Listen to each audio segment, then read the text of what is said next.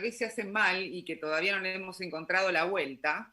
Si querés, Cris, podemos hablar de lo que sucede con los femicidios en la República Argentina y también lo que pasó en la pandemia, desde el 20 de marzo hasta acá. Recordemos que todos estábamos muy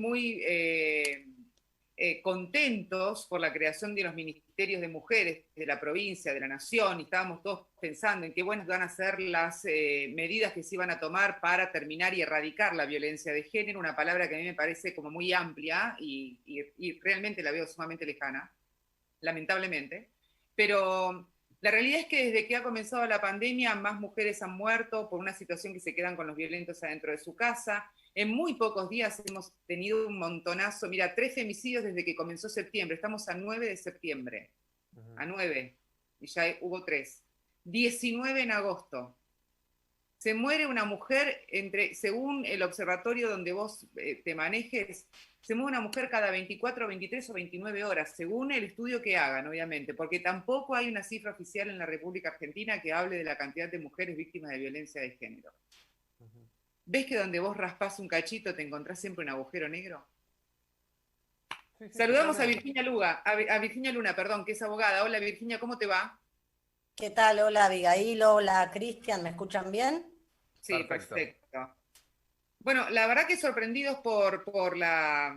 Igual, viste que nunca hay que perder la capacidad de asombro, pero la realidad es que muchas mujeres víctimas de violencia de género desde que ha comenzado la pandemia el 20 de marzo, y ni hablar sin pandemia también, ¿no?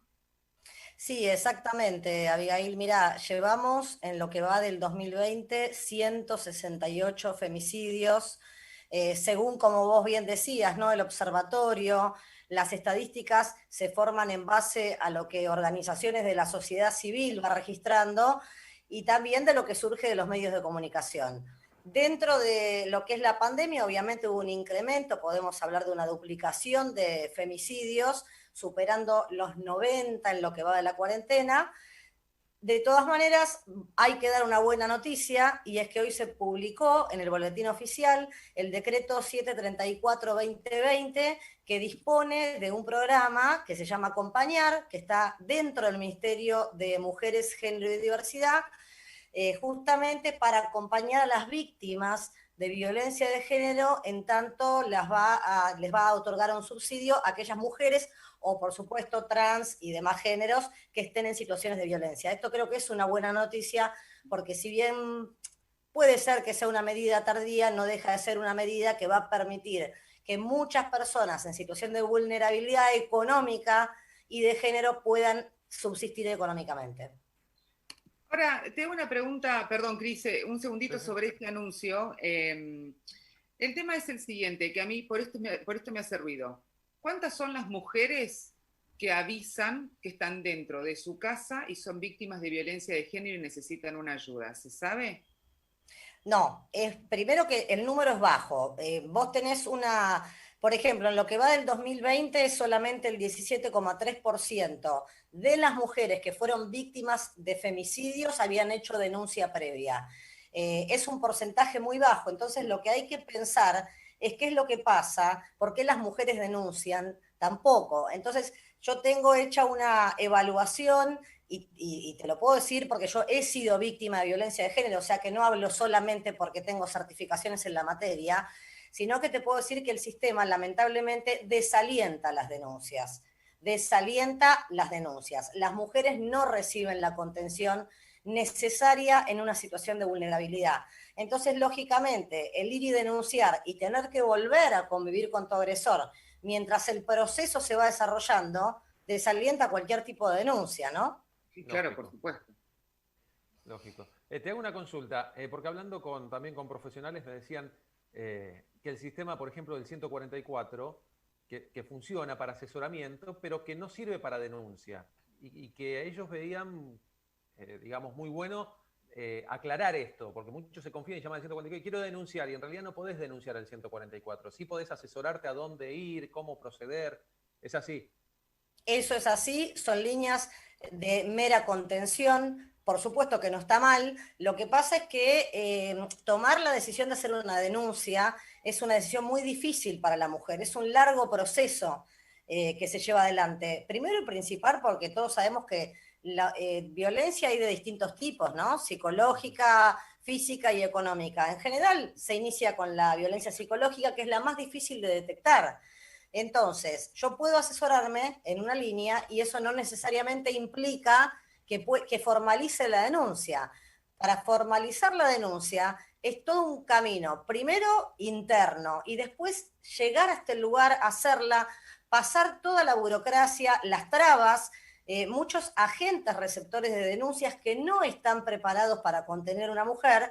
Y yo insisto, porque lo he vivido en carne propia y me considero una persona con recursos, porque no solo soy abogada, sino que me dedico a esto, he tenido que padecer, llorar frente a un agente receptor de una denuncia que me repetía incansablemente si estaba segura que quería denunciar y si tenía un lugar de resguardo a donde ir. O sea, esa no es la pregunta correcta. Lo correcto es retirar al agresor del domicilio y no preguntarle a la mujer si tiene un lugar de resguardo. En mi caso yo podía tenerlo, pero la realidad es que van muchísimas mujeres con hijos a denunciar y no tienen a dónde ir. Entonces, digo, la línea funciona bien como asesoramiento, pero lo que funciona mal después son los resortes punitivos o judiciales.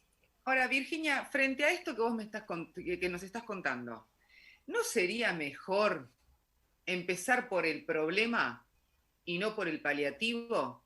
A ver, en este momento donde vos ya tenés claro cuál es el problema, porque está clarísimo desde hace muchísimos años también, que en realidad el problema que tiene la víctima de violencia de género es que la justicia la abandona, la deja sola.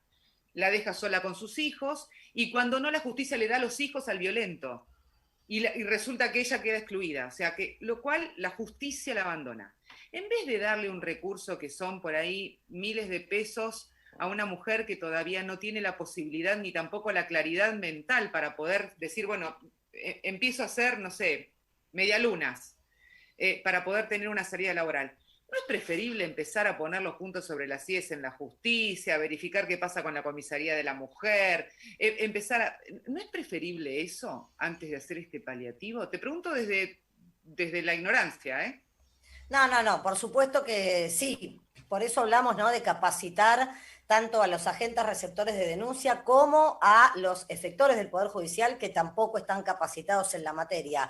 Sí entiendo que de todas maneras no deja de ser una buena medida porque el problema de la violencia, que como vos bien decís, data de hace muchos años, primero era una problemática que estaba como asociada a las mujeres de bajos recursos, Y a ¿no? la pobreza. Hoy, exacto, hoy sabemos que no, pero la realidad es que las mujeres de clase media, media alta, también son víctimas de violencia, les cuesta el doble hacer la denuncia porque todavía tienen vergüenza y muchas veces son mujeres que por justamente su clase social dependen económicamente de los hombres. Entonces, tenés por un lado, obviamente, la parte que hay que acompañar, que sí tiene que ver con económicamente poder ayudarlas a que se independicen, si no se quedan con el agresor. Y por el otro lado, cómo tiene que reaccionar la justicia ante una denuncia en forma rápida, inminente, que es lo que corresponde. O sea, son muchas cuestiones que hay que atacar y la raíz también está, yo siempre lo digo, en la educación. Si nosotros no educamos desde pequeños a los chicos y chicas en la cultura de la paz o de la no violencia, vamos a tener adultos violentos. Y Abigail, algo que quería mencionar de lo que no se habla, si bien es un porcentaje pequeño, pero que se está viendo, que se está disparando, son los casos de suicidios feminicidas, que son las mujeres que se quitan la vida a razón de las constantes agresiones de los hombres. Esto es algo de lo que también hay que empezar a hablar porque no se está visibilizando y son casos que suceden y existen. Virginia, te hago una consulta. Vos como profesional y también como persona que sufrió violencia, ¿cuál es el consejo que le podés dar a una mujer que está viviendo, ¿sí? Justamente algunos hechos de violencia en su casa? Quizás no físico, pero que algunos puntos que pueda decir, que llame la atención, ¿no? Y cómo puede proceder esta mujer. Bueno, en principio, cuando una mujer está empezando a ser víctima de violencia, lo que sucede es que queda aislada, ¿no? Se empieza a aislar, tanto del círculo familiar como de sus amigos. Hay una situación que la deja aislada y sola. empezar a reconocer cuando estoy inmersa en un principio de situación de violencia doméstica. Detectar eso no es fácil, no es fácil. Pero es un principio, me estoy empezando a quedar sola, no puedo salir, no me dejan, me controlan, me miran el celular, o sea, cosas, ¿no?, que van marcando que hay una cuestión que no es normal. Puedo estar frente a un psicópata, ¿no? 10 de cada 8 casos es un psicópata y los rasgos del psicópata son de manual, básicamente. Entonces, al detectar eso, hay que empezar a contactarse, por supuesto, con profesionales del área que estén capacitados para detectar si esa mujer está empezando a ser víctima de violencia de género o ya lo es efectivamente. Y ahí sí tener la familia cerca, amigos, y si las situaciones que son de violencia psicológica ya van al punto de lo físico, como no siempre es posible tener a mano el teléfono para hacer una llamada, porque digo, esto también es otra realidad, si no, no ocurrirían los femicidios, entonces tenemos que tener como una estrategia de vecinos, de amigos o de familia que estén atentos a determinada señal que podamos dar y que alguien acuda al auxilio de lo que le está pasando a esa mujer en este momento. Son situaciones muy complejas, realmente son muy complejas, sobre todo por lo que cuesta reconocerse como víctima, porque en manos de un psicópata, digamos, la víctima siempre tiene la culpa y nunca es difícil llegar a reconocer que uno no es culpable de esa violencia de la que es sujeto pasivo, ¿no? Totalmente, por eso es tan importante también dar esta educación, más allá de la educación de la casa, de que crezcan los niños y las niñas en paz, dar la educación a las personas, de poder reconocer esta si se quiere, característica de personalidad, que es, ojo, porque que la culpa siempre la tenga el otro, es raro. O sea, eso realmente es Exacto. raro. Que siempre Mira, el otra culpable sea el cosa. otro y el que convive nunca tenga la culpa, es raro. O Mira, sea, Abigail, no solamente eso, otro dato que se me vino ahora a la cabeza, no solamente siempre yo tengo la culpa como víctima, sino que además el psicópata, para el psicópata todos los demás son una porquería de persona, él siempre es una buena persona, eso también tiene que llamar la atención. Hay muchas características que determinan que el otro no tiene una conducta normal, pero ¿qué pasa? Se va naturalizando eso. Entonces, todo esto, por supuesto que se puede enseñar. Incluso debería haber materias, aunque no fueran obligatorias, que hablaran de esto. Porque lamentablemente esto no está en descenso, está en crecimiento la violencia. o lo mismo, mira, te pongo otro ejemplo también, Virginia, que tiene que ver con la violencia económica. Esto del que, ay, yo necesito crecer, yo necesito hacer, entonces vos esperame, vos hacelo, vos esperame porque primero yo voy a crecer porque estoy en este trance de crecimiento profesional y vos esperame. Y se relega, se relega, se relega, hasta que el otro perdió completamente su capacidad profesional o le quedó muy poca. Y a partir de ese momento ya cualquier cosa que pueda hacer es en vano, ¿no? Sí, exactamente, obviamente. Y eso va de la mano también de la pérdida de autoestima, ¿no? O sea, Bueno, naturalmente, es todo un proceso, es todo un proceso. Lo llamativo y lo que tenemos que estar atentos es que tenemos los recursos, tenemos los ministerios, tenemos organismos supuestamente especializados. La violencia no desciende, los crímenes son cada vez más brutales. Vos sabés que el porcentaje mayor de femicidios es dentro del hogar o en el entorno familiar y por golpes y apuñalamiento. O sea que estamos hablando ya de conductas hiperviolentas y no van en descenso. Tenemos la figura del femicidio. ¿Eso sirvió para descender el nivel de lo que eran los crímenes pasionales? Para nada. Entonces el problema evidentemente es otro. Virginia, ¿y qué crees que falta como para que empiecen a bajar esos índices? Por empezar, capacitación en los agentes que reciben las denuncias. No puede ser que una mujer que va a hacer una denuncia se siente revictimizada o se vuelve a su casa llorando porque el efector que le está recibiendo la pone en duda respecto de la denuncia. Que por un lado no está mal que le pregunten 5 veces si está segura que quiere hacer la denuncia, Sí, porque es porque cierto que hay mujeres que no hacen denuncias reales, ¿no? A eso iba, a eso iba. Sí. Sí, claro. Pero de cada No, no sé, 10, de cada ese 10, el una puede porcentaje no te iba a ser preguntar. real, Cristian. Ujú, O sea, ujú. esa es la realidad. La violencia psicológica es difícil, porque es todo verbal, vos tenés que manifestarlo. La física, y bueno, si te dan una trompada, digamos, ya está, lo ves, ¿no? Tal cual. Entonces, ojo, porque quienes reciben las denuncias tienen que estar capacitados. Yo te cuento como experiencia personal, y yo soy, no, soy feminista, sí lo soy, pero no soy una fanática de eso. Cuando fui a hacer la denuncia, a mí me recibió un varón, por ejemplo, y la verdad yo hubiese querido ser recibida por una mujer en esa primera instancia. Sí, que tampoco te asegura nada, Virginia, convengamos, porque muchas veces las mujeres somos más machistas que los mismos varones. Ujú. Eso, olvídate, estoy totalmente de acuerdo. Pero en ese caso que yo lo cuento como personal, sí me pasó que era un agente de sexo masculino que me preguntaba hasta 7 veces si estaba segura y llegaba un momento que ya la cabeza no me daba ni para razonar. Y veía, porque esto fue en el ámbito de la ciudad, o sea, Oficina de Violencia Doméstica, mujeres que venían de barrios vulnerables con 3, 4 chicos esperando horas, horas, horas y horas. Eso desalienta a cualquiera. O sea, tenés que estar muy seguro de lo que vas a hacer. Y no debería ser tan difícil. Por eso te digo, el porcentaje es un 17,3% de denuncias en lo que va del 2020 de las mujeres fallecidas. De las mujeres efectivamente fallecidas. Me, Claro, me no, no. decías entonces, mejor capacitación para la gente que toma la denuncia. ¿Qué otros puntos crees que faltan como para que bajen esos índices que estabas hablando? Que funcionen, por ejemplo, las restricciones perimetrales de acercamiento, que Eso es muy evidentemente no importante, ¿no? funcionan. Eso es Y muy claro, importante. porque la restricción, vamos a salir del botón antipánico que no se lo dan a todo el mundo, ¿no? La restricción perimetral de acercamiento es un papel que la mujer tiene que llevar siempre consigo a donde se dirige.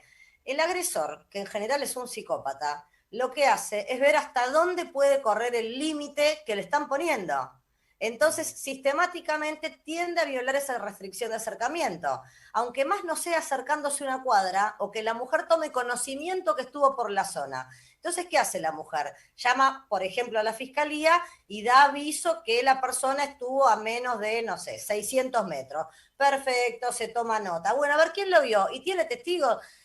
O sea, y no pasa nada. Entonces, ese es el problema. Si una persona, vamos a hablar de un tipo que su cabeza le funciona en que su objetivo es destrozarle la vida a esa mujer. Ujú. Viola la restricción una vez, la viola 2 veces, la viola 3 veces y no pasa nada, a la cuarta ya está, listo, se terminó la historia. Entonces no puede ser que ante una violación, que tenga que ser flagrante la violación para que funcione la detención, eso es difícil que suceda, no son tontos, o sea, el hombre que viola una restricción no es tonto, Y entonces no puede hablar flagrancia.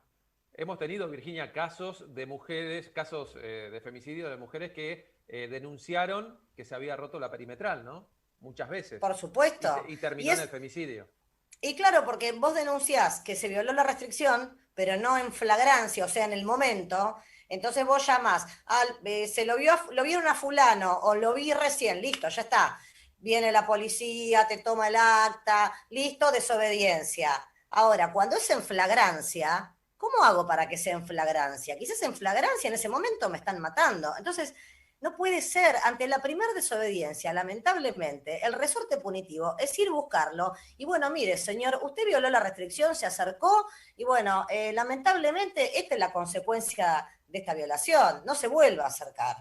Pero Ujú. como esto no funciona de esa manera, entonces los que realmente tienen la intención de dañar van viendo hasta dónde corren el límite. Y la mujer se apichona, se asusta. O sea, obviamente hablamos de la mujer porque es el porcentaje mayor. Esto también sucede, por Pero hay supuesto, hombres. con los transgéneros, con los trans y con los hombres en muchísima Es menor mucho medida, pero más. también sucede, ¿no? Sí, sí, sí, sí, sí, sí, totalmente, totalmente. Creo que es Eh, un tema de resorte punitivo, ¿no? ¿En qué momento le ponemos el límite al que está violando una restricción? Ojalá, ojalá algún día estemos hablando de esto, ¿no? Del que finalmente se tomó la decisión, tanto política como social, de decirle al agresor o agresora, como quieran, mira, vos ahora vas a cumplir tanto tiempo en la cárcel por no respetar la norma que te habíamos impuesto. Porque me parece que en este punto es el único camino que hay. Es de la única forma que se aprende. Porque sí se aprende, pero la realidad es que es de la única manera que podemos respetar y en este punto me parece también salvar a toda la cantidad de víctimas de violencia que hay, que se saben y las que no. Exacto, estoy totalmente de acuerdo y como mensaje que las mujeres que se consideren víctimas y estén conscientes de eso, que denuncien, que no se dejen desalentar por ningún agente receptor de denuncia, que avancen, que avancen.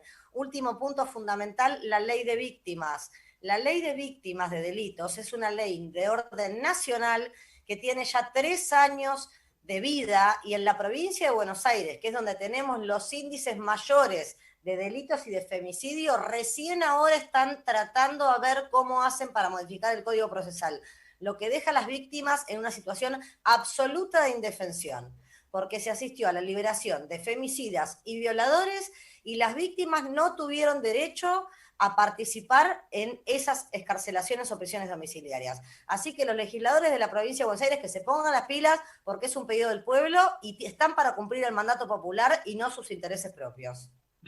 Ay, ojalá, ojalá fuera eso. Es el deseo de todos, ¿no? Sí, es el deseo de todos estamos diciendo lo mismo. Bueno, recuerdo ahora de lo que decías, por ejemplo, si no me equivoco, fue el caso de un abusador que le dieron domiciliaria y la víctima vivía lindera, creo que era, ¿no? Vivía al Sí, lado. exacto. Y se enteró cuando lo vio. Tal Entonces, cual. la víctima tiene que tener participación en el proceso y tienen que proveerle un abogado gratuito de la misma forma que se le provee a un imputado un defensor público. Esto lo está trabajando ahora la provincia de Buenos Aires, cuando la ley es de orden nacional y es del 2017. A propósito de lo que decías, es un tema también, bueno, vos sos profesional, pero para una víctima buscar el abogado gratuito me parece que también no es tan sencillo, porque le dicen búsquese un abogado y un abogado sale dinero, porque es un profesional y cobra por lo mismo, pero es un tema para la víctima, buscar un abogado que sea gratuito, porque si no tiene los fondos o no tiene la manera de poder pagarle los honorarios a uno.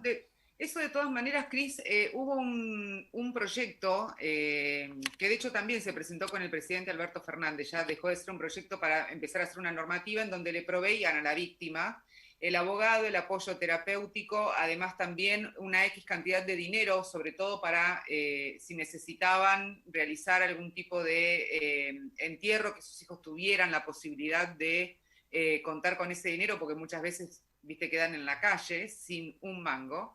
Entonces la realidad es que eso se había hecho. Pero yo reitero, o sea, si nosotros no cortamos el problema de cuajo, el árbol va a seguir creciendo. Por más que vos le des ayuda económica, la plata para el sepelio, le des una casa nueva, o sea, lo que quieras, el problema va a seguir estando, porque lo que tenés es un problema de cuajo, es de fondo, no de forma. Entonces, ahí me parece que hay que atender. Por eso considero y critico, más allá de que es una muy buena medida, critico que se hagan este tipo de normativas que me parecen un paliativo y no una solución. Sí, estoy de acuerdo. Es un paliativo, hay que acompañarlo con medidas efectivas, obviamente. Y esto que decís vos, es muy lindo leer lo que escriben con la mano y borran con el codo, porque después en la práctica no sucede, no sucede, y las mujeres o las personas en situación de riesgo no conocen ni que existe la ley, ni que existe la ley, entonces no saben cómo pedirlo y cómo reclamarlo. Entonces, todo tiene que ver, como decís vos, con un problema de raíz y además con educar e instruir. Y que la gente conozca cuáles son los derechos que tiene y cuáles son los recursos con los que cuenta. O sea, y si es real, acá hay que prevenir y no ir siempre, ¿no? Cuando se provocó la tragedia, ahí aparece la solución. No. Tarde, como siempre.